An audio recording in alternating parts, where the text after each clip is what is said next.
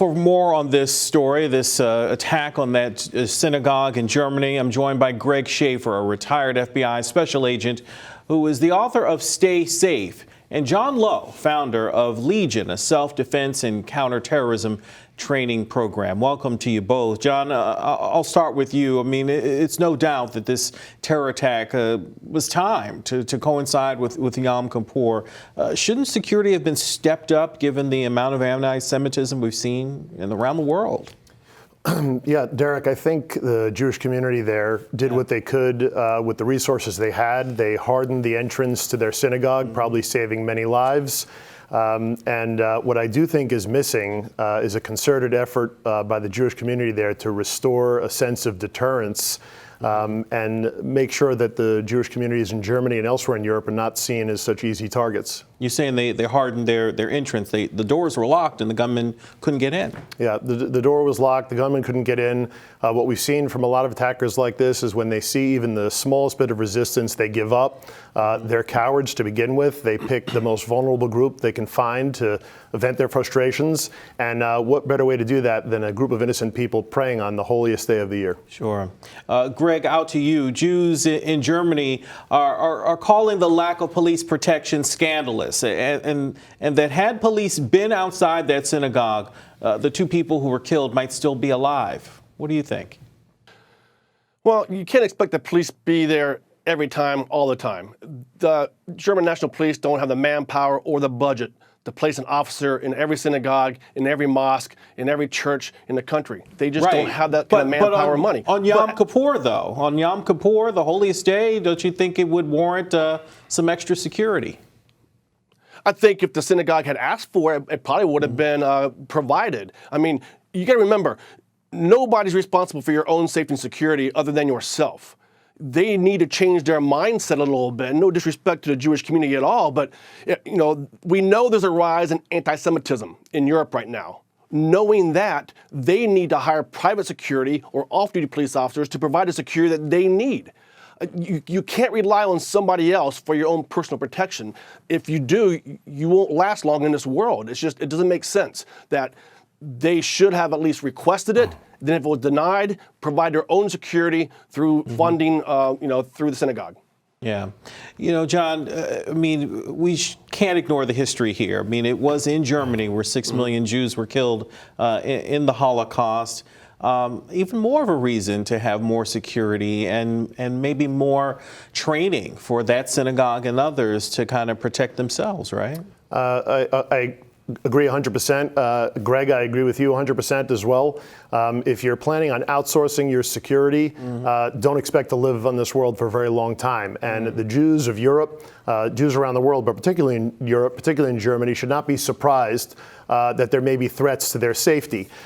So I don't think there's anyone in the Jewish community in Europe or even the United States who can say that the rise in anti-Semitism, they weren't aware of it or this is somehow a surprise. So knowing that this was the holiest day and knowing that there is a vulnerability, I think that the Jewish communities around the world need to learn from their history and realize they can't outsource their defense and they need to learn how to defend themselves. Yeah. And I think maybe when a shooter or an attacker comes to attack a Jew in Brooklyn here in New York or in Germany and they find not such an easy target, maybe they get injured in the process and then get arrested, I think that might act as a deterrent because right now Jews are seen as the easy target. But what about before we get to an attack? I mean, we know that this suspect live streamed, his thoughts and had a previous manifesto online spewing hate. Was found in his car a cache of weaponry. How does that kind of those kind of clues fall through and it gets to the point of an actual deadly attack? Well, I think the services in Germany, the security services, are doing the best they can. Sure. Between the myriad threats that exist there to the German state, I think they're overwhelmed with threats. They're probably not sure which to take seriously, which to act on, which are imminent. But I think that they do need to do a better job at identifying these people and taking quicker action against them before they attack. Yeah, Greg, you wanted to weigh in on this. I mean, did this suspect fall through the cracks? Well, we don't know that yet. You know, it's a fine line between rhetoric and action. You know, at what point in time do the police take action on what could be construed as just freedom of speech? That's always that fine line police have to walk. But the takeaway on this, John, which is critical, is this incident clearly shows the importance of a good physical security plan. Had that door not been hardened, there would have been up towards to 70, 80 deaths in the synagogue. So if there's one takeaway from this, it's having that good physical security plan, harden those doors, harden those windows, and restrict access to whether it's a school, a synagogue, a church, or an office building.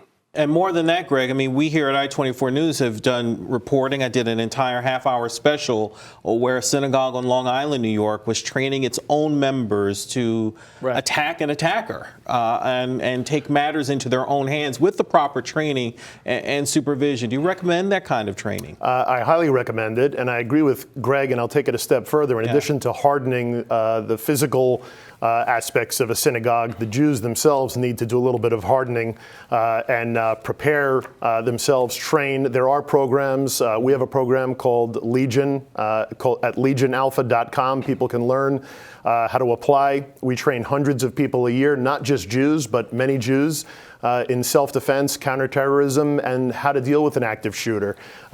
We would encourage members of synagogues around the world and other places of worship who feel vulnerable to learn these skills. They're not hard to acquire. You do need to train them, but you might be the only one in your place of worship who knows how to deal with this threat. Right. Greg, I'll get you. And I know from personal experience. Yeah, sure. Go ahead. I'm sorry. I just know from personal experience here in the Dallas Metroplex, Dallas-Fort Worth, Texas, that the synagogues here encourage their members, if they're licensed to do so, to bring their concealed weapon to their services. So, you know, I absolutely agree. You need to, you know, train yourself to protect yourself, and don't leave it up to somebody else's responsibility to do that for you. Yeah, it's just, you just hate to hear and see that it comes to a deadly shooting before we learn these lessons, and we've seen it over and over again, not just in Germany, but in the U.S., around the world. So victory favors the prepared, Derek. Absolutely. All right, Greg Shaffer, John Lowe, thanks for being here on Clear Cut.